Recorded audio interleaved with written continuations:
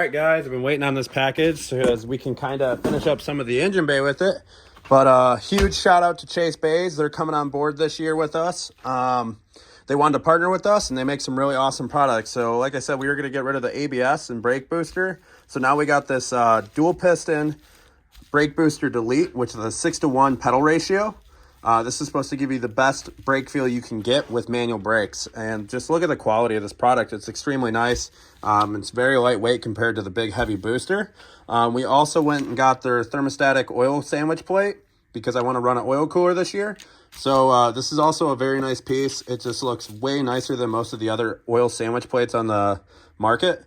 The fit and finish of it's very, very nice. So basically you'll thread that onto your current existing oil filter. And this is threaded in here, and then your new oil filter will go right onto the surface here.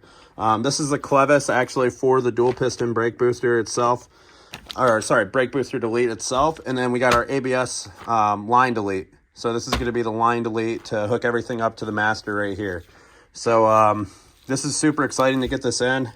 I'm really excited because this is going to look awesome. I believe we have to do a little bit of trimming on the firewall because this is a little bit bigger, I believe, than the factory brake booster. But we'll have to check that and make sure.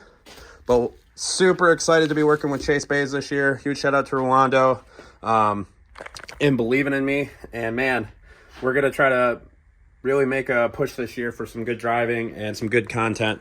And man, this is going to make a world of difference, especially left foot braking with boost. That's one thing a lot of people don't talk about. So vacuum obviously is turning positive pressure inside the intake manifold when you're under throttle and you start left foot braking with the turbo car. Well, now we don't have to worry about vacuum being taken away from the brake booster because we won't have a brake booster. So the pedal feel is going to be extremely consistent now, which is huge because sometimes when I'd be coming into corners, left foot braking, the pedal feel would always be a little bit different just depending on how much boost the car was making. So sometimes I'd push the pedal a little too hard. It would over angle the car, or sometimes I wouldn't push it enough and it didn't help me. So this is going to definitely help our driving a lot. Super excited to get this in the car. First things first, let's get this Chase Bays sandwich adapter plate on here. Man, this is going to look extremely nice. So you just thread it on there. Set it where you want it. Thing we're gonna do is get these Russell stainless brake lines we got. I've had these old rubber hoses on here for a long time. And then we're gonna start connecting the front part of the Chase Bays line relocation to hook it up to the master. So we're gonna get that stuff in first. There's a 12 millimeter head bolt right here that holds the line on, and then one on the coilover mount. So, and then we just need to disconnect this. And then a screwdriver for the fast clip up here, just a flathead to pry it out. Then the brake line will drop right out. So let me get that done. Just unbolted the line, got the clip out up there. We're gonna get our new stainless line, which these are gonna be our fronts right here. And the cool thing about Russell is they supply new crush washers and the new clips. So let's get this in. One washer on each side. One on the inside, through the hose, and then one on the back side after the hose is in. So it looks like this is gonna go this way. Okay, next part, we're gonna connect our Chase Bays line to the top of this fitting here. So the Chase Bays soft lines go right into this line. If you have stock rubber lines, just ignore that first part. But we're gonna grab the line from this side, which I already have sitting in here. So you're gonna wanna hand thread this into this line first, get it started, just so you don't cross thread it.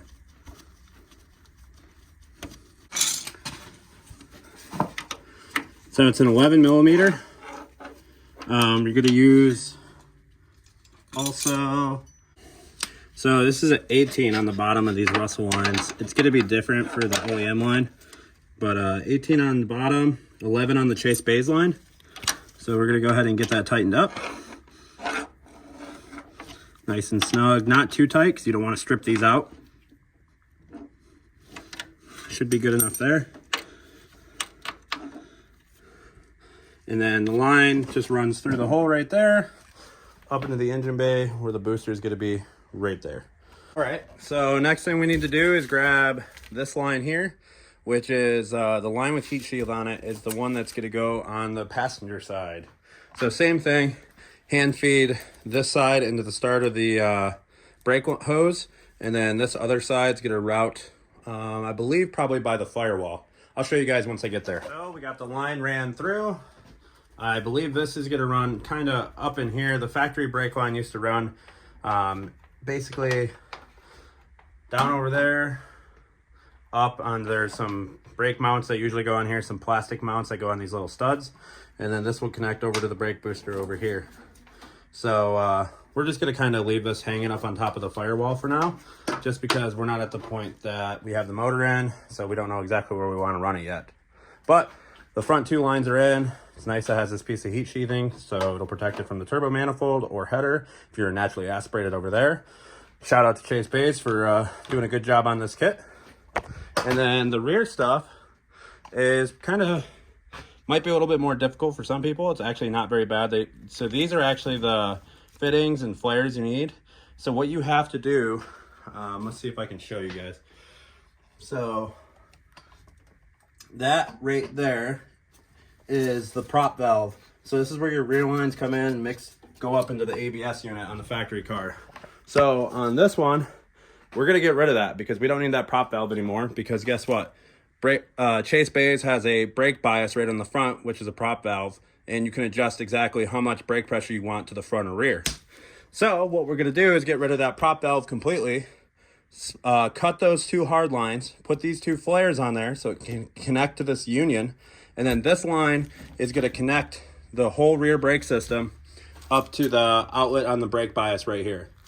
So super easy. I'm probably not going to do that today.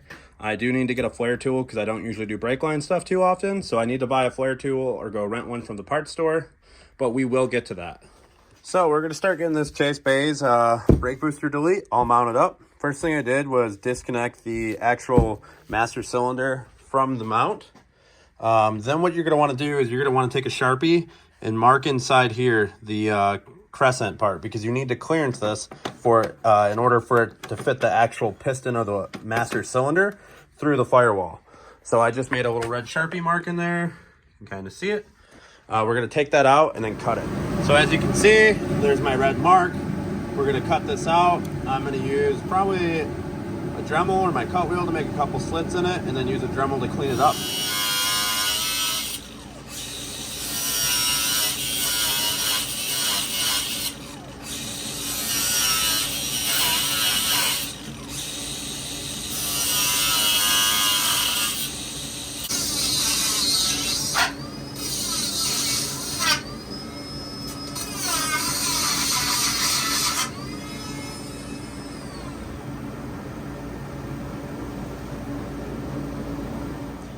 As you can see, I just finished cleaning this up.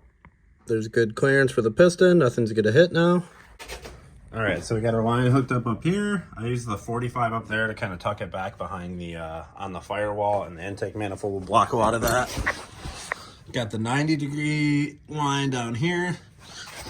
You probably won't be able to see any of that. Once you have the intake manifold installed, it should come out around here, so that'll be nice and hidden.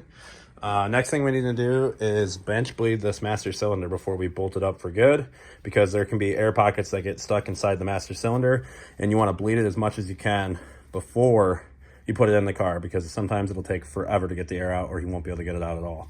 So we're going to take this back off right now to bleed the master cylinder. All right, so we just finished bench bleeding our master cylinder before we get ready to put it on the car. So basically you're going to want to run a tube from each of these banjos. You don't have to super tighten them, just finger tight. It's not going to leak out. And you're just going to keep pumping the actual cylinder itself until you see no bubbles coming out. There might be, it'll look like some bubbles, but when you're pushing the cylinder in, make sure it's just no air coming out. It's going to aerate some of the brake fluid because it's not pressurized. But make sure to do this, because sometimes you can get air bubbles inside the master cylinder that are absolute pain in the ass to get out. So please bench bleed your brake booster, or sorry, your master cylinder before you put it in the car. And then once you do that, you can just get rid of all this brake fluid, clean this all off. That's one of the cool things about Chase Bays. It's you can just spray this down with brake clean. You don't have to worry about it getting messed up or the finish.